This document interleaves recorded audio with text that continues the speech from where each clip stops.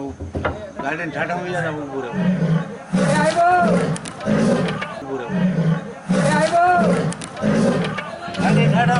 બત્તી તો કરો તમે ઠાઠા હોઈ જતા 8:30 વાગે 3 હાવજ આવી ગયા હતા અને 2 ભાઈઓને ઈજા કરી છે, એક ગાયનું મારણ કર્યું છે. જંગલ ખાતાવાળાને બોલાવવામાં આવ્યા. લોકોએ ખૂબ મહેનત કરી, 3 કલાક સુધી મહેનત કરી અને અત્યારે ગામમાંથી સીમમાં મોકલી દેવામાં આવ્યા છે. હાવજને તગડી મૂક્યા છે અને અત્યારે થોડું ગામમાં શાંતિ જેવો માહોલ છે. સિંહ ગામમાં આવી અને ગામની બારોબાર એક મારણ કરેલું અને મારણ કર્યા બાદ લોકો જોવા ચડી આવતા સિંહ ગામમાં ઘૂસી આવ્યા, પીઠોડી ગામમાં.